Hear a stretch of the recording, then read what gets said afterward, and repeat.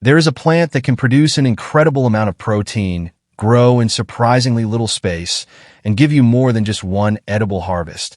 And yet, most people have never even heard its name. Its mature seeds can contain around 35% protein by weight, with some nutrient tables reporting roughly 29 grams of protein per 100 grams. Compare that with lean beef at around 21 grams per 100 grams, and suddenly this forgotten plant becomes very interesting. But the protein is only the beginning. One vine can potentially provide tender leaves, young pods, mature seeds, and even a starchy tuber underground. For different food sources from one plant, growing from the same piece of soil. And the strangest part? People have been doing this for generations. In 1975, an agronomist walked onto a smallholder farm in Sri Lanka, carrying a clipboard and watching carefully as a woman harvested tender leaves from a vine climbing a simple bamboo pole beside her kitchen. She wasn't conducting an experiment. She was simply preparing food. Her family used that same plant in several different ways. They ate the leaves, harvested the pods, collected the mature seeds, and eventually used the underground tuber. Even more remarkable, she hadn't bought new seed from a store. She had saved it from the previous harvest, just as her family had done for years before her. To her, this wasn't a superfood. It wasn't a trendy gardening hack. It was simply knowledge. But fast forward to today, and most people wouldn't recognize this plant if it were sitting on their kitchen table. We spend money on protein powders, expensive meat substitutes, packaged snacks, and processed foods, while many inexpensive protein-rich plants remain almost invisible. Then something changed in the scientific conversation. A 2020 peer-reviewed review described the winged bean as a promising future superfood because of its high protein, fat, micronutrient content, and adaptability to different growing conditions. Think about that for a moment. Researchers were discussing a plant as if they had discovered some remarkable food of the future, while traditional families had already been growing and eating it for generations. The plant hadn't suddenly become valuable. We had simply stopped paying attention. And this isn't only the story of one plant. It's the story of forgotten food knowledge. Take lentils and grains, for example. A simple bowl of sprouted lentils mixed with sprouted wheat can create a remarkably affordable protein combination. Legumes are rich in lysine, while grains contribute different amino acids, and together they create a more balanced protein profile.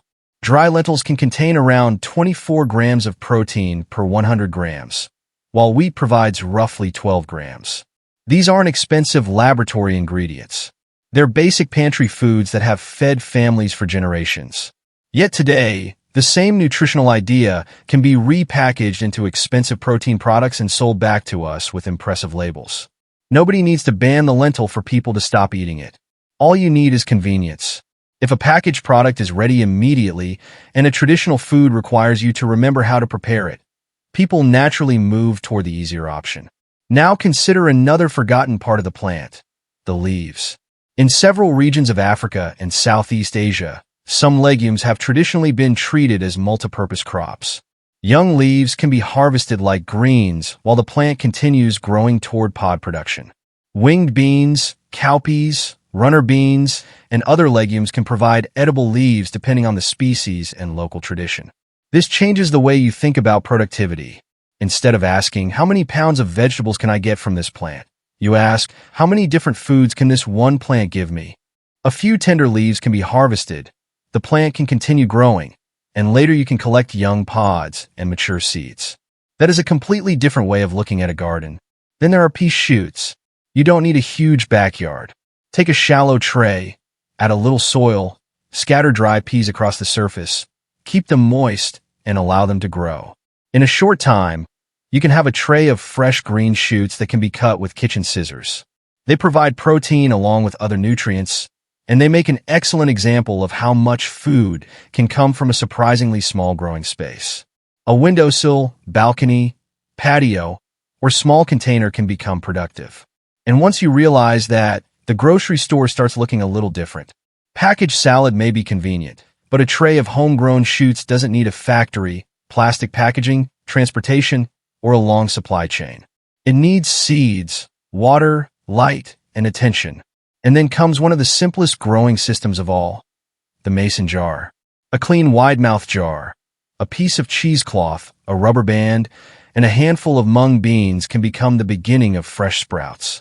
Soak the beans overnight, drain them properly, rinse them regularly, and within several days you can have crisp sprouts ready for a meal. It's a remarkable transformation. A dry pantry ingredient becomes fresh food without soil and without a traditional garden. But there is an important warning here. Sprouts require careful hygiene because warm, moist conditions can also allow harmful bacteria to grow. Clean equipment, safe handling, proper storage, and thorough cooking matter. If you are pregnant, elderly, very young, or have a weakened immune system, food safety is especially important. This isn't about fear. It's about using simple methods responsibly. And once you understand the jar, you start seeing other legumes differently too. Lentils can be used in similar experiments, and chickpeas can be soaked, prepared, and roasted into a simple protein-rich snack. Suddenly, the pantry isn't just storage anymore. It becomes a small food system. But there is another forgotten tool sitting quietly in many old homes: the seed jar. Imagine a wooden shelf lined with glass jars. Beans in one, peas in another, herbs, tomatoes, lettuce, and other garden seeds carefully labeled with the variety and year. For generations, saving seed was part of ordinary household agriculture. You grew the crop, allowed selected plants to mature, collected the seed, dried it properly, stored it, and planted again. The seed wasn't just something you bought. It was the beginning of next year's food.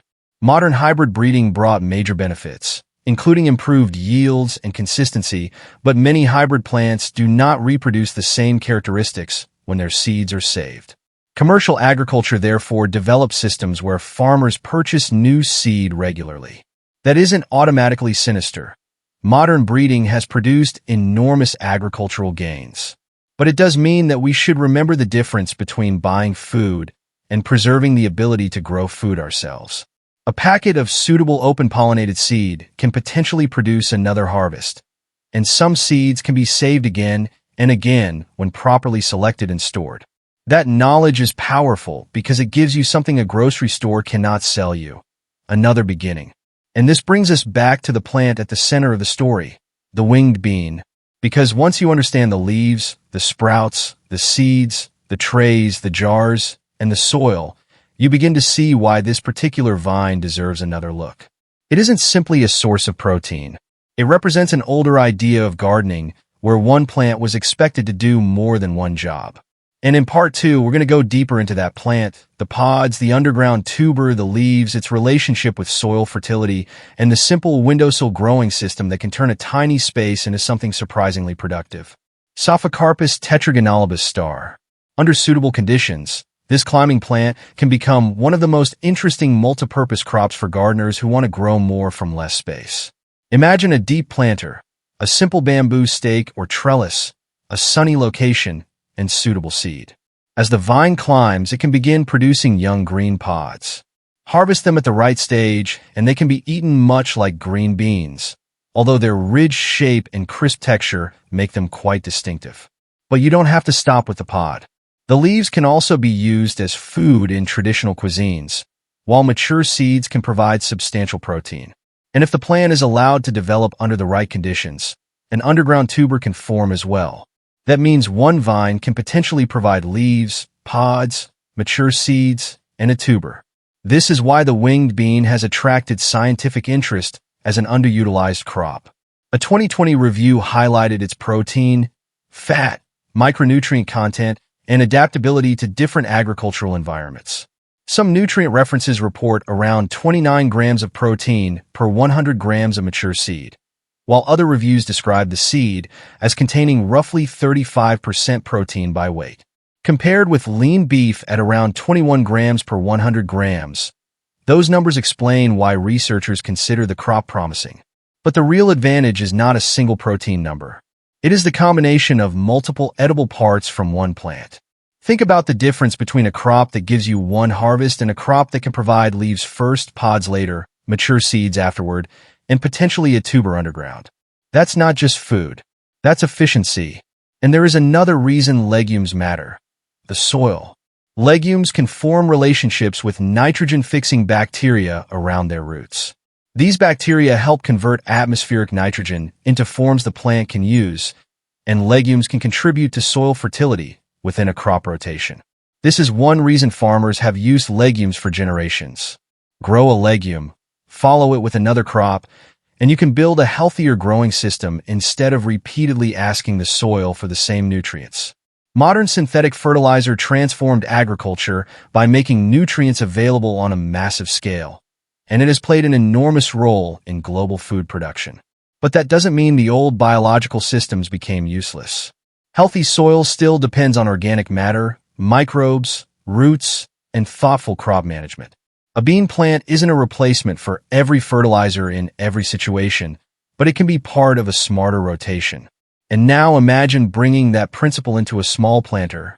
You could grow peas during cooler weather, beans during warmer months, and herbs or greens between cycles. The exact schedule depends on your climate, but the principle is simple. Don't think of a container as a one-time vegetable box. Think of it as a growing system that can be managed and reused. Check the soil. Water when needed. Watch the sunlight. Harvest regularly. Learn how your particular space behaves. That lesson became very personal to me when I first tried growing winged beans. Back in 1987, I put the planter in the wrong window and a late frost came through a cracked pane. Every seedling died. I was frustrated, but Eli didn't laugh. He simply explained that the sun moved differently on the north face of the ridge and that I should have paid attention before planting. That mistake taught me something more valuable than a perfect harvest would have. Gardening is observation. You don't need to know everything before you begin. You need to notice what works, learn from what doesn't, and keep going. That's how traditional gardening knowledge survived for generations. And then there is the seed. If you grow an appropriate open-pollinated variety and allow healthy plants to mature, you may be able to save seed for another season, depending on the crop and local conditions. That creates a simple cycle. Plant, grow, harvest, save, and plant again. Instead of thinking about your garden as something that begins every spring when you buy new supplies, you start thinking about it as something that carries information from one season to the next. Asterisk the jar becomes a memory. The label tells you what grew well. The year tells you when it was harvested. And eventually, you develop your own collection of plants adapted to your own conditions. That is the kind of knowledge that can disappear if nobody practices it. But it can also return surprisingly quickly once someone decides to start. And perhaps that's the most important message behind the entire story. These foods weren't necessarily hidden by some secret organization. They were simply pushed aside by changing markets, changing habits, modern convenience, commercial agriculture, and the loss of traditional knowledge. Crops with strong markets received more research, infrastructure, breeding, transportation, and advertising. Crops with smaller markets were often left behind. A plant could be nutritious and productive and still remain almost unknown in supermarkets. That's what underutilized often means. Not worthless, not useless, simply overlooked. So don't make this complicated. You don't need to build a survival farm tomorrow. You don't need 15 new plants. Choose one small experiment. If mung beans are available, try a carefully managed sprouting project using clean equipment and safe preparation. If your climate supports winged beans, research the variety and give it a deep container with strong support and plenty of appropriate sunlight. If you already have a garden, learn how to save seed from one suitable open-pollinated crop. If you have only a windowsill, grow a small tray of greens. The goal is not to replace the grocery store. The goal is to make yourself less dependent on forgetting. Because once you know how to grow even one useful food, that knowledge stays with you. And once you teach it to someone else, it can survive another generation. So look around your home. Is there a sunny windowsill that is doing nothing? Is there an empty container sitting outside? Is there a jar in the cupboard that could become part of a small growing experiment? Start there. One jar, one tray, one planter, one packet of suitable seed. That is enough. And if your grandparents ever kept a seed jar, grew beans along a fence, harvested greens from plants you thought were only decorative, or turned inexpensive pantry staples into complete meals, tell me about it in the comments. What did they grow? What old gardening trick do you still remember? What food disappeared from your family table that you wish would come back? Because those stories matter. The most valuable gardening knowledge isn't always found in the newest product advertisement. Sometimes it is sitting in an old notebook, written on a jar with a pencil, or remembered by someone who watched their grandparents work the soil. The winged bean is only one example, but it represents something much bigger. The ability to look at a small piece of land, or even a windowsill, and see potential. A vine can become leaves, pods, seeds, and a tuber. A seed can become another harvest. A jar can become a tiny growing system, and a forgotten skill can become useful again the moment someone decides to learn it. So start small, stay curious, and grow what makes sense for your space and climate. Don't chase every miracle plant you see online. Learn one crop properly. Understand its food safety requirements. Learn when to plant, when to harvest, and when to save seed. Then pass that knowledge forward, because food independence doesn't begin with a huge farm or a warehouse full of supplies. Sometimes it begins with nothing more than a sunny window, a little soil, a clean jar, a handful of seeds, and the willingness to remember what earlier generations already knew. The old ways that still work are worth keeping. Not because everything in the past was better, but because useful knowledge should never disappear simply because modern life became more convenient. And if you want to keep discovering overlooked crops, forgotten gardening methods, and practical ways to grow more food in less space, stay with me. There are many more stories like this waiting to be rediscovered. Start with one plant, one jar, one small harvest. Then let that knowledge grow.